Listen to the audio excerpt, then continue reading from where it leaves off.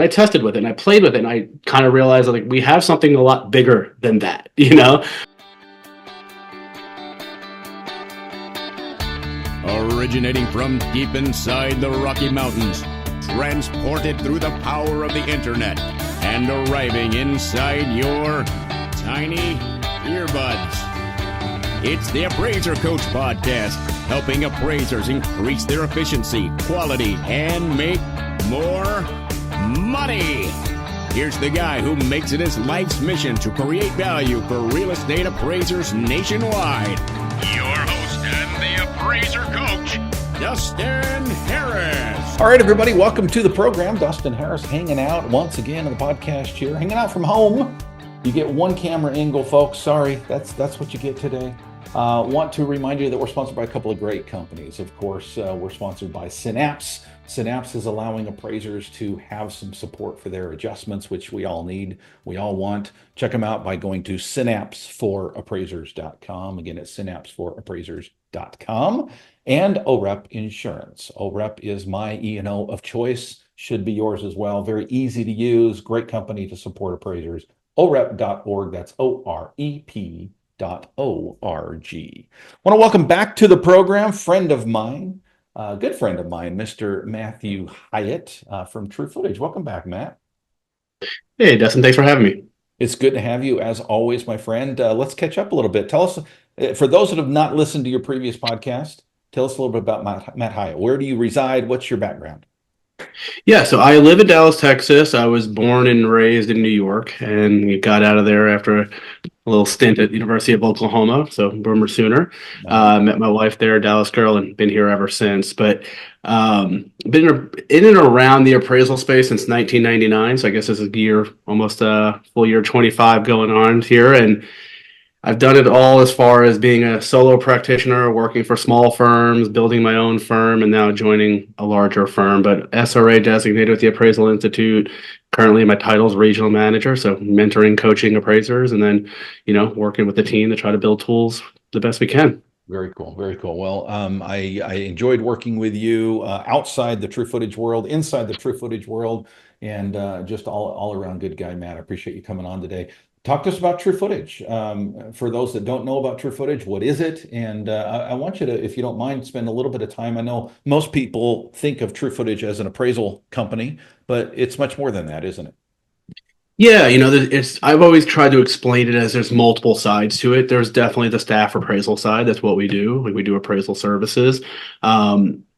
There's that part of it. There's the part as far as mentoring and coaching. Obviously, we connected a long time ago through coaching, and I've done that with some others as well, and found the benefit of collaboration with other appraisers. So there's a lot of just trying to build best practices and coach appraisers or mentor appraisers to go that extra mile they may not realize they can get to. And then there's a software component, right? So we are trying to build tools that are going to be good for our appraisers. Obviously good externally for other appraisers as well, just trying to level up that quality and the overall process for anyone that we can. So whether it be Spark, Synapse, or some other things that we're working on that, kind of will allow appraisers to take their game to the next level. Yeah. So I definitely want to dig into that other thing that you guys are working on here, maybe after the break, but let's talk briefly about sponsors here, Spark and Synapse. For the listening audience that may not be familiar with the software, what are those softwares? What do they do individually? How do they work with one another? Yeah, so I've been a giant fan of them long before I ever worked at a company that is affiliated with it. I've been a big fan of Brandon and Spark from way early user. But to me, I've always tried to explain it. Spark is an efficiency tool. It's about moving data from one place to the other as quickly as possible. So minimize our keystrokes, minimize our time, the dollar per hour theory, right? We only have so many hours in a day. And I know that certain parts of my day are more valuable than others and aspects of my time and expertise. So I don't want to spend time keying in 5 comps if I can move the data from MLS. Biggest thing about it is giving appraiser the ability to still customize and edit it and change it. We don't have to rely on MLS data. It just moves MLS data for us so we can quickly, house it, fix it, and move on. And then Synapse is, for me is a game changer because like many, I got taught how to do everything the right way as far as doing the adjustments. And then there's that cost benefit time of how to build an appraisal for the fee that we get paid. And, we hear the horror stories of unsupported adjustments and we see where the industry is going on the show your work theory. And Synapse is a great way to just, leverage multiple different methods in one place. Thing I've always liked about it has been, even before working there, is the ability for me to control it as the appraiser. I don't just take an output and live by it. I take an output and I use my expertise to kind of come in at where I think it makes the most sense. So Synapse, an adjustment support tool, Spark, an efficiency tool, has some other cool features like cost approach built into it. Yeah, that would be my quick way to explain I that love too. that. First of all, I love the fact that you said, I just had to do it the right way. As an SRA, I guess that's one of the drawbacks. You can't be a lazy appraiser anymore, right? Not that you ever were. I'm just saying some go from one to the other. And I love how Synapse helps with that. Of course, Synapse is a sponsor of the program, has been for a very, very long time, folks. If you've not checked it out, you need to. It's not in every market, unfortunately. Hopefully we're getting there at some point, but if it is in your market, folks, and you're not using it, what are you waiting for? If you are looking for the ability to booster your appraisal results and the credibility of the report that you're putting out there, and who's not doing that, right? Synapse will be that tool. Synapse4appraisers.com. Again, Synapse4appraisers.com. Speaking of supporting appraisers and making sure that you're doing the things the right way, you want an insurance company that will be on your side should things go south for you. Folks, I tell you, there's a lot of companies out there that do E&O. There's only one appraisal company, in my opinion, and that's OREP. OREP.org is where you find out more. Again, go to their website, check out their benefits, check out their prices, and check out why you should be switching from wherever you are to OREP Insurance, OREP.org.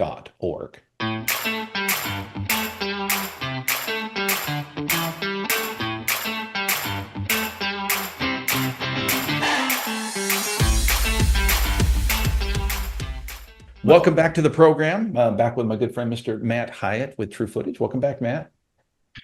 Thanks for having me again. Excellent to have you, my friend. So I wanted to have you on for several reasons. I wanted to catch up with you a little bit on Matt, of course, and True Footage, what they're doing. But there's a big change. I believe it's on February 4th, Matt. We got kind of a big change coming with Fannie Mae. Can you talk to us a little bit about the changes that are coming that all appraisers that do mortgage work need to be aware of? Yeah, I mean, the way I've been kind of simplifying it, teaching it to the appraisers who work underneath me is we're dealing with market conditions and we're dealing with kind of that industry shift of showing our work, right? Like, no, is it frustrating to a degree that we can't just as professionals state our expertise and it be good enough? I wish we could. The drawback to that is we've all heard the bad. I just saw one of the GSEs talking recently about, only 7% of appraisals have had market change adjustments over the great run up that we've had over the last, decade or so. And that's kind of crazy knowing I am in Dallas. 7% of total, more than 7% of my market has seen a significant market shift one way or another. So as we see that, and then kind of, I think, a new concept to many appraisers, which is that nonlinear market change adjustment, which to me doesn't sound foreign, but I do understand for a lot of people, it's not what we've been trained to do. But then again, I've always try to take the seat of the consumer and not be an appraiser. Sometimes take my appraiser hat off and remember, the market doesn't move that way. I never bought a piece of property and be like, oh, it's been 0.4% every month. So every month I can't find a property, I'll just add 0.4%. The market moved and told me what I had to pay every time I bought a house, and golly, far more than I wanted to pay. So, but that change, it's just kind of having to take appraiser minds that have been doing it a certain way or haven't really been doing it anyway, as far as market conditions go, and now do something with it and tell the story and be able to explain it, but then also satisfy USPAP and the advisory opinions as far as understanding how the software works and how you're using these tools. Yeah. I want to dig into this just a little bit, and I'll just admit my ignorance here, Matt. Yeah, I'm sure you're more well versed on this than I. But the two things that I think appraisers are worried about, or at least aware of, and know that they need to be educated on, the big changes coming in the selling guide on February 4th, 2025, is regard to market area neighborhood descriptions. They want us to be a little bit better about, it's bound on the north by Oak Street and on the south by the river and on the east by the mountains. They want us to actually define, I guess, something we should have been doing all along, Matt, and that is a market area. And the other thing is time adjustments.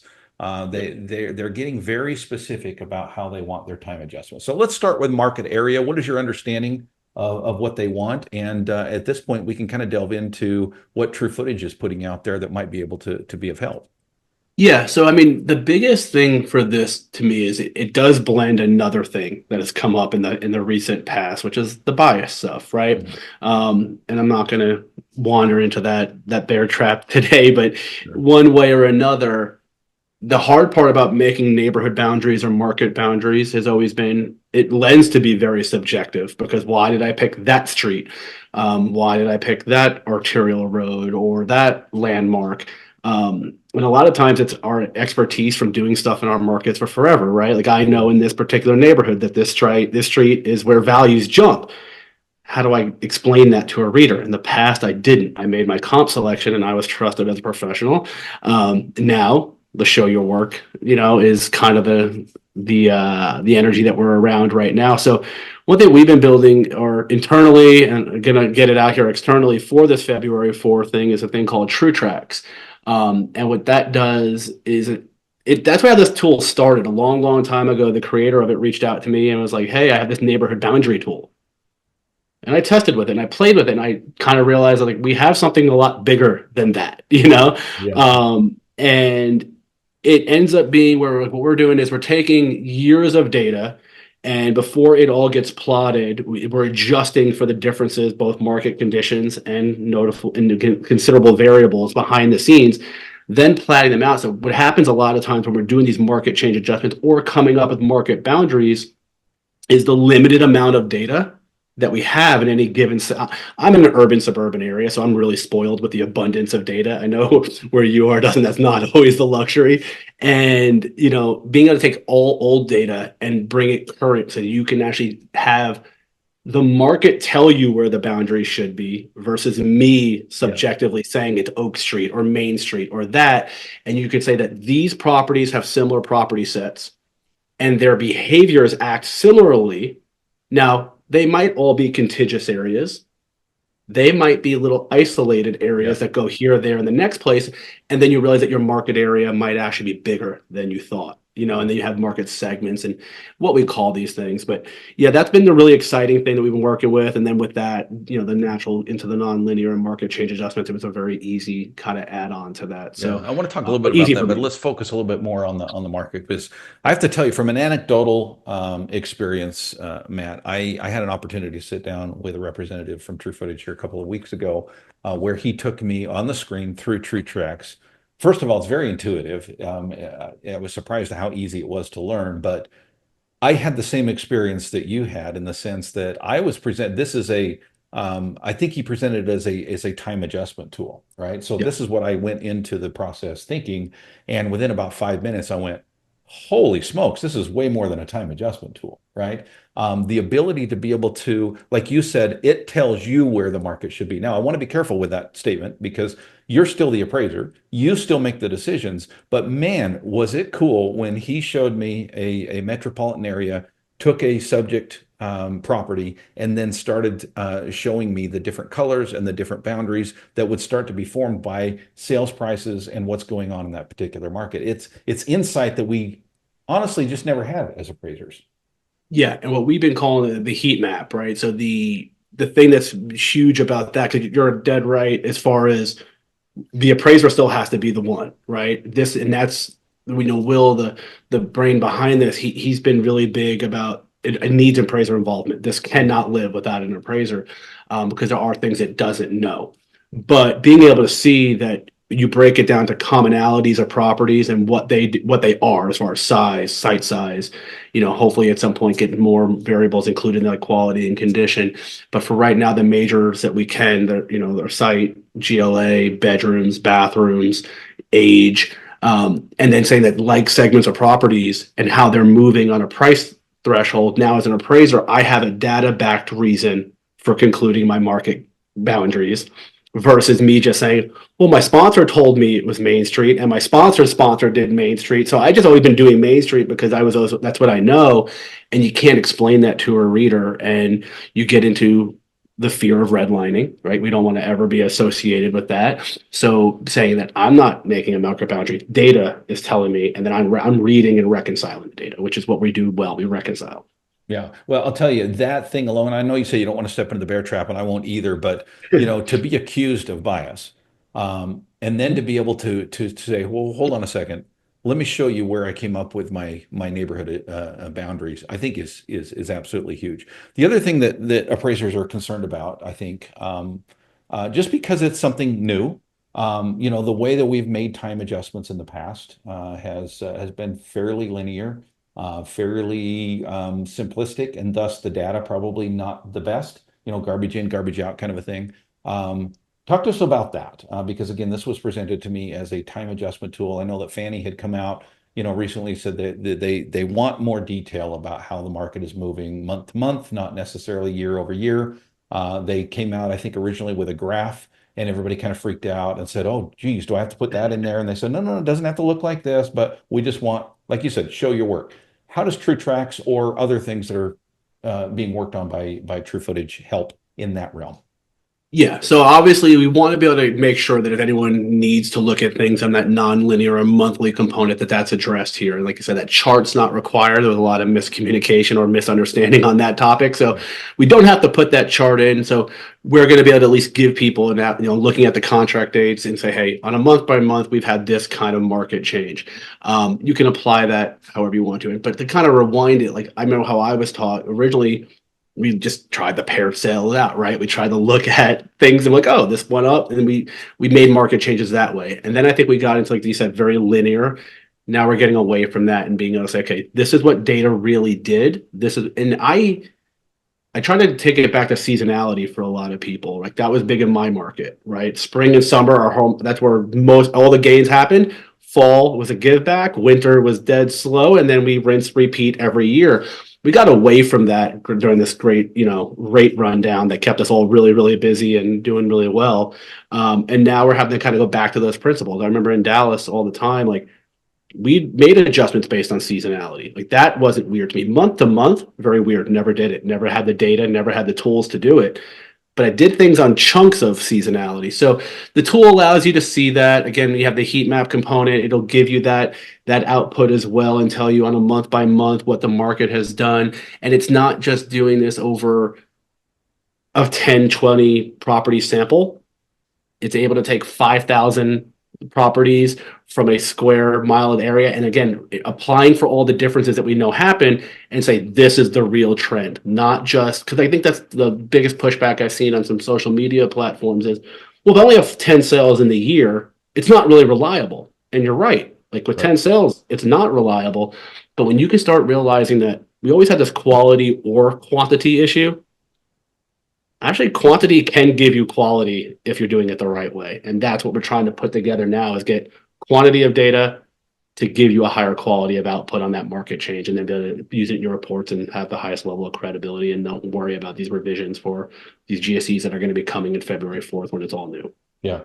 Yeah. Appraisers that are looking for a tool to help, some of us are going to say, well, yeah, but that adds time, right? Do I really want to do that? Well, first of all, you don't really have a choice at this point, right? Fannie Mae is kind of forcing us into this box and saying, hey, this is the way we want to see appraisals moving forward. But number two, Matt, is even though the presentation that I was given was upwards of 20-25 minutes, the actual process, once you get it down and understand how it works, and it doesn't take long to figure it out, it's about 5 minutes, right, on every report to really dig in and see what's going on.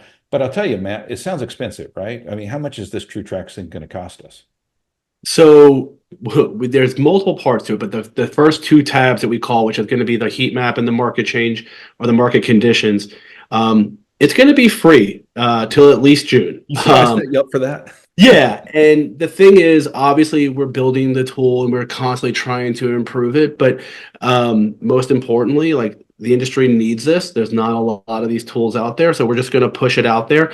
There are other parts of the software that are not going to be available as part of the free version. That'll be internally only as we test it and build it, which have comp recommenders and adjustment support and reconciliation tools and some really, really neat stuff. But yeah, it'll be free through at least June. And then we'll see what happens there. That's a little bit outside of my department, but that's what's coming down the pike here. And that'll be ready to go here before February 4th. And right now, as of this recording here on January 7th, it's in more than 50% of markets. By March, it will have another 45% of markets. So we're looking to, by March, is what I got told before hopping on this call, they should have another 40 to 45% of markets, which I know has been something that people need. We need to get this tool to everybody that we can so they can benefit from it. Well, you answered my last question was, is it going to be available for everybody? It sounds like almost, right? We're getting there. Almost. We definitely have some different things going on as far as data sources. Again, a little bit outside of what the department that I work on. I help it test it, but we should have most of the major metropolitan areas. Some of our rural appraisers may not love that just because I think there's going to be a few small MLSs and whatnot that may be hard to capture. But if we can get to the point of having 90 to 95%, that's the goal. Idaho Falls, Idaho is definitely a metro market you should put on your list there, Matt. So. I will forward your request. Matt, where do appraisers go if they want to learn more about True Tracts or any of the other software that's being pushed out right now by True Footage? So we want to go to the truefootage.tech website. On the top bar, there's going to be the appraisal tech, and they'll take you to a True Tracts tab, and there's an opportunity to sign up now to start, to get alerts when things are released in certain markets. And there's a video there that gives a little bit more of a demo.